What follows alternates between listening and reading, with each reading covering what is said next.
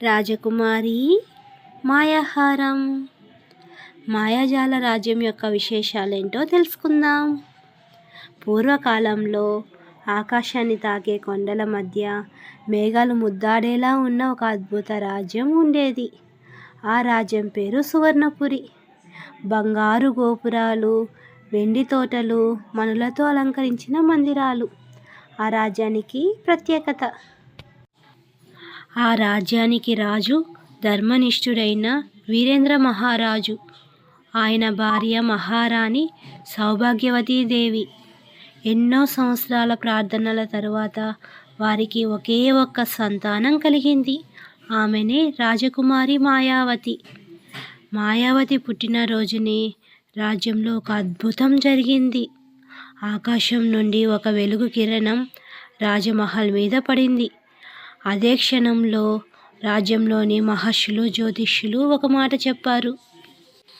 రాజా, ఈ రాజకుమారి సాధారణ పిల్ల కాదు. ఆమె విధి మాయతో ముడిపడి ఉంది. మాయావతి చిన్నప్పటి నుండి అసాధారణ లక్షణాలు చూపించేది. కానీ రాజుకు ఒకే ఒక్క భయం, అదే మాయాహారం. ఈ మాయాహారం ఒక పురాతన ఆభరణం. అది ఎవరి చేతిలో ఉంటే వారికి అపార శక్తులు లభిస్తాయి. కానీ అది తప్పుడు చేతిలో పడితే రాజ్యాలే నశించిపోతాయి. ఒక అర్ధరాత్రి రాజమహల్కు వృద్ధ ఋషి వచ్చాడు.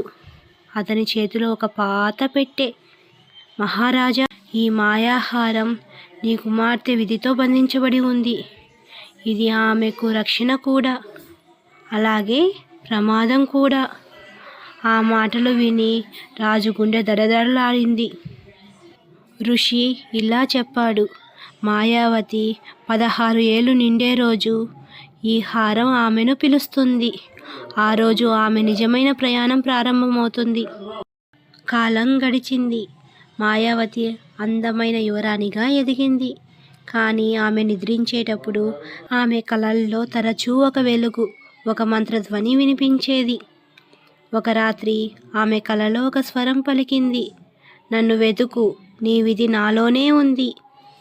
ఆ స్వరం ఎవరిది? మాయాహారం నిజం ఏమిటి? మాయావతి జీవితం ఎలా మారబోతుంది? నెక్స్ట్ ఎపిసోడ్లో తెలుసుకుందాం.